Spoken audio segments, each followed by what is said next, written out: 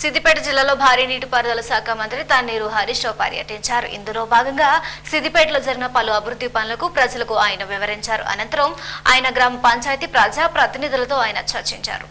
మానుకోడూరు నియోజకవర్గంలోని ఏడాదిగా 85,000 ఎకరాలకు సాగునీరు అందిస్తున్నామని భారీ నీటిపారుదల శాఖ మంత్రి తన్నీరు హరీష్ రావు తెలిపారు. మిడ్మానేరు, అంతగిరి ప్రాజెక్టులను పూర్తి చేపట్టి బెజ్జంకి మండలంలో 30,000 ఎకరాలకు, గన్నేరువరం మండలానికి 10,000 ఎకరాలకు సాగునీరు అందిస్తున్నామని, బెజ్జంకిలో పలు అభివృద్ధి కార్యక్రమంలో కరీంనగర్ ఎంపీ వినోద్ కుమార్, సాంస్కృతిక సారథి chairman Rasamayi Balakrishna, Karimnagar ZP chairman Tula ఉమల్తో కలిసి ఆయన శంకుస్థాపన చేశారు. ఈ సందర్భంగా ఏర్పాటు చేసిన సమావేశంలో మాట్లాడుతూ బతుకుదెరువుల కోసం ఇతర ప్రాంతాలకు వెళ్లిన వారు తిరిగి రావాలని ఆకాంక్షించారు. ఉపకులాలకు, పంట కాలువలకు భూసేకరణ వేగవంతం చేయాలని ఎమ్మెల్యే బాలకృష్ణ హుస్నాబాద్ ఆర్డీఓ శంకర్ కుమార్ కు సూచించారు. రైతులు సహకరించాలని కోరారు. 123 జీవోలపై కాంగ్రెస్ జేఏసీ నాయకులు కోర్టుకు వెళ్లడంతో భూముల సేకరణ కొంత జాప్యం జరిగిందని చెప్పారు. త్వరలోనే డబ్బులను చెల్లించి భూసేకరణ పూర్తి చేస్తామని తెలిపారు. బెజ్జంకిలో కొత్తగా మార్కెట్ యార్డ్ ను ఏర్పాటు చేసి 13 కోట్ల నిధులను మంజూరు చేస్తున్నామని ఆయన తెలిపారు.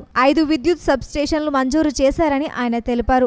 ప్రతి గ్రామంలో మహిళా సంఘాల భవనాలను 12 లక్షల రూపాయలతో నిర్మిస్తామని హామీ ఇచ్చారు.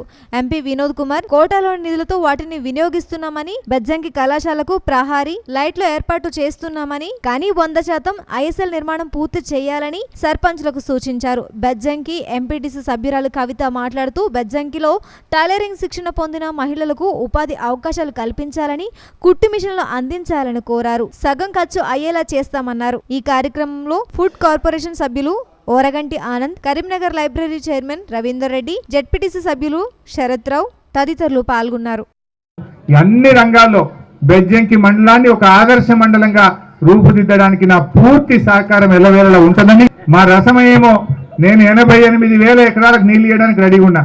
జరగా మా ఆర్డీఓ సాబ్ కాలువలకు ఇవ్వాలి, తొందరగా భూమి ఇవ్వాలి. నాకు పెద్ద భూమి ఏం పట్టదు. ఏదో 5 ఎకరాలు, 10 ఎకరాలు, 30 ఎకరాలు పడుతుంది. నువ్వు ఇచ్చేది 30 ఎకరాలు, ఆ ఊర్లో వాడేది 3,000 ఎకరాలు ఉంటుంది. 50, 20, 30 ఎకరాలు ఇస్తే చాలు, ఊరికి 1,000-2,000 ఎకరాలు కాలువల కింద బారుతుంది. ప్రతి చెరువు నేను నింపగలుగుతా.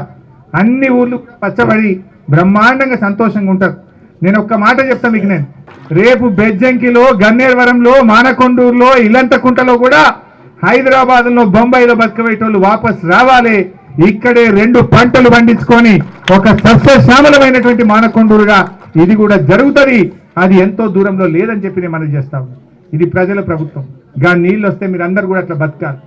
భర్తలు ఎంతో మంది దుబాయ్లో ఫోన్లలోనే నడుస్తుంటది. ఈయన కష్టం ఈమె చెప్పుకొని ఏడిస్తే ఆయన కష్టం ఆడికెళ్ళి చెప్పి ఆయన ఏడవాలి. బొంబాయి, దుబాయ్ బతుకులు, ఫోన్లలో బాధపడే బాధలు ఈ గోదావరి నీళ్లతో దూరం చేస్తాం. ఆ కాళేశ్వరం ప్రాజెక్ట్ అయిపోతున్నది. మన తెలంగాణ కలల ప్రాజెక్టు కాళేశ్వరం ప్రాజెక్టు. వరంగల్ జిల్లా, కరీంనగర్ జిల్లా, మెదక్ జిల్లా, ఆదిలాబాద్ జిల్లా, నల్లగొండ జిల్లాలను సస్యశ్యామలం చేసే ప్రాజెక్టు కాళేశ్వరం ప్రాజెక్టు. రాత్రింబవళ్ళు పనిచేస్తున్నాం. మేము తెలంగాణ ఉద్యమంలో ఎంత పనిచేస్తామో ఇవాళ కేసీఆర్ గారు ఆయన నిద్రపోతలేడు, మమ్మల్ని నిద్రపోనిస్తలేడు. మా ఇంజనీర్లను, ఆర్డీఓలను, ఎమ్మెల్యేలను వెంటబడి ఇవాళ ప్రాజెక్ట్ పూర్తి చేసే పనిలో మేము చేసుకుంటూ వస్తున్నాం. నీళ్ళు వస్తే మీరు అందరు కూడా సంతోషంగా ఉంటారు. ఇవాళ చెరువులు బాగైనాయి. ఆ కాళేశ్వరం నీళ్ళు వచ్చి చెరువులు నింపేస్తే 2 పంటలు పండించుకుంటే పల్లెలన్నీ కూడా సంతోషంగా ఉంటాయి. ప్రతి మనిషికి చేతి నిండా పని దొరుకుతుందని ఇవాళ ఈ ప్రభుత్వం ప్రయత్నం చేస్తున్నది. ఆ కాంగ్రెస్ వాళ్ళు 123 జీవో మీద కోర్టుకు పోయి స్టే తెచ్చిండ్రు. 6 నెలలు ఖరాబ్ చేసిండ్రు వాళ్ళు. ఇప్పుడు కొత్త చట్టం అమల్లోకి వచ్చింది. ఆ స్టే రాకపోతే ఈ పాటికే అయిపోవు పనులు. 123 జీవో కింద ఈ నీళ్లు రావద్దని ఆయన స్టే తెచ్చి 6 నెలలు మనది ఖరాబ్ చేసిండ్రు. సరే, ఇప్పుడు కొత్త చట్టం వచ్చింది. ఈ వారం 10 రోజుల్లో డబ్బులు ఇచ్చేస్తాం. డబ్బులు ప్రాజెక్టులకు ప్రాధాన్యత, ముఖ్యంగా నీళ్లు ఇచ్చే ప్రాజెక్టులకే ఎక్కువ ప్రాధాన్యత పెట్టినాం.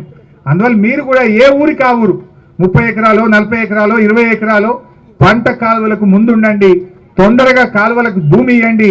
నీళ్లు బారించుకొని ఒక ఆకుపచ్చ తెలంగాణను చేసుకుందాం. ఇది 60 ఏళ్ల కళ, 50 ఏళ్ల కళ. ఈ కళ ఎంతో దూరంలో లేదు. ఆ కళను నిజం చేసుకుందాం. అందరి దీవెన ఆశీస్సులుంటే ఈ 6 నెలలు, ఏడాది లోపలనే మొత్తం మానకొండూరు మండలంలో 88,000 ఎకరాలకు నీళ్లు అందిస్తానని చెప్పి తెలియజేస్తూ, కానీ మనకు బతుకు తెరువు కావాలి. మనందరూ ఇక్కడ ఈ బెజ్జంకి నుంచి చాలా మంది బొంబాయికో, దుబాయ్కో బతుకబోయే పరిస్థితి ఉన్నది. భూమున్నా పంట బండక కరువుతో అలమటించే పరిస్థితి ఉన్నది. ఇవాళ తెలంగాణ వచ్చిన దానికి ఆ పెద్ద పని మనం చేసుకుంటున్నాం. ఏంటిది ఆ పని అంటే మిడ్ మానేర్ డ్యామ్ పూర్తి చేసినాం. మిడ్ మానేర్ అనేది మీరు చాలా ఏళ్ళకెళ్ళి వింటున్నారు. మిడ్ మానేర్ అట వస్తుందట అన్నం కానీ వచ్చింది లేదు. అది ఇవాళ మన తెలంగాణ వచ్చింది అనుకో దాన్ని పూర్తి చేసినాం. కాంగ్రెస్ 10 ఏళ్ల కాలంలో మిడ్ మానేర్లో వాళ్ళు 281 కోట్లు 10 ఏళ్ల ఖర్చు పెడితే ఈ 2-3 సంవత్సరాల్లోనే 400 కోట్ల రూపాయల పని మనం పూర్తి చేసినాం ఈ సంవత్సరం 2-3 ఏళ్లలో.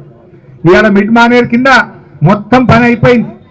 ఇవాళ సిమెంట్ కాంక్రీట్ పని 10 సంవత్సరాల కాంగ్రెస్ ప్రభుత్వ హయాంలో 41 లక్ష క్యూబిక్ మీటర్ల కాంక్రీట్ పని చేస్తే మన ప్రభుత్వ హయాంలో ఈ 3 ఏళ్లలోనే 81 లక్ష క్యూబిక్ మీటర్ల పని పూర్తి చేసినాం.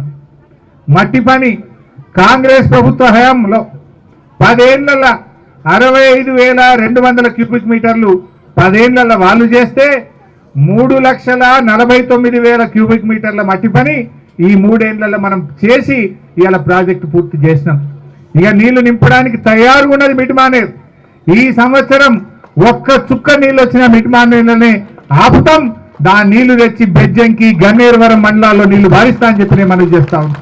మిడ్ మానేర్ అయిపోయింది కనుక, తోటపల్లి రిజర్వాయర్ అయిపోయింది కనుక బ్రహ్మాండంగా కాళేశ్వరం నీళ్లు తెచ్చి వాన పడ్డా పడకపోయినా కాలమైనా కాకపోయినా మీ కాలువల కింద నీళ్లు తెచ్చి చెరువులు నింపుతాం. చెరువులు మంచిగా చేసినాం, కరెంటు మంచిగా ఇచ్చినాం, టైం మీద ఎరువులు ఇచ్చినాం, టైం మీద విత్తనాలు ఇచ్చినాం. పండిన పంట అంతా కూడా ప్రభుత్వమే కొని రైతులకు బ్యాంకుల్లో డబ్బులు వేసినటువంటి ప్రభుత్వం టీఆర్ఎస్ ప్రభుత్వం అని మనం చేస్తా ఉన్నాం.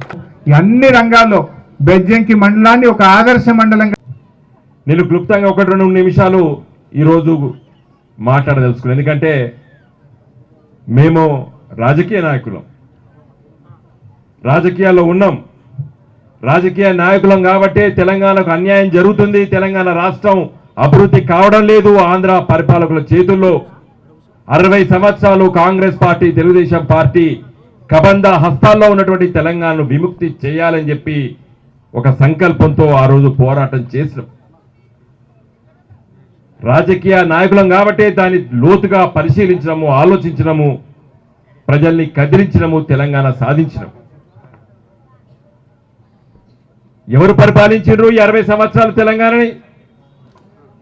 కాంగ్రెస్ పార్టీ, తెలుగుదేశం పార్టీ పరిపాలించినాయి. ఇంకెవరు పరిపాలించలేదు. ఆంధ్రప్రదేశ్ రాష్ట్రాన్ని స్వాతంత్రం వచ్చిన కానించేలే ఈ 2 రాజకీయ పార్టీల పరిపాలించినాయి. దాంట్లో ముఖ్యంగా కాంగ్రెస్ పార్టీ ఎక్కువ కాలం పరిపాలించింది ఈ దేశాన్ని కానీ ఈ రాష్ట్రాన్ని కానీ. నిన్నగాక మొన్న ఇక్కడికి వచ్చి మాజీ పార్లమెంట్ సభ్యులు, మాజీ శాసనసభ్యులు, కాంగ్రెస్ పార్టీ నాయకులు ఇక్కడికి వచ్చి పత్రికా విలేకరులతో మాట్లాడుతున్నారు. ఏం మాట్లాడినరు? ఈ రాష్ట్ర ప్రభుత్వము, ఈ ముఖ్యమంత్రి కేసీఆర్ గారు, ఈ మంత్రి హరీష్ గారు, ఈ ఎమ్మెల్యే రసమయ్య, ఈ ఎంపీ వినోద్ కుమారు ఏం పని చేస్తలేరు, ఊరికే మాట్లాడుతున్నారు, పనులు చేతుల్లో లేవు అని చెప్పి మాట్లాడారు. నేను అందుకే అభివృద్ధి కార్యక్రమాల గురించి వెళ్ళి ఎక్కువ ఉపన్యాసం ఇవ్వాల్సిన అవసరం లేదు. ఎందుకంటే అవన్నీ కూడా మీరు ఆస్వాదిస్తున్నారు. కరెంటు ఉన్నదా? కాంగ్రెస్ పరిపాలించినప్పుడు, తెలుగుదేశం పరిపాలించినప్పుడు కరెంటు ఉన్నదా? మరి ఇవాళ ఎట్లున్నది కరెంటు? ఫుల్లు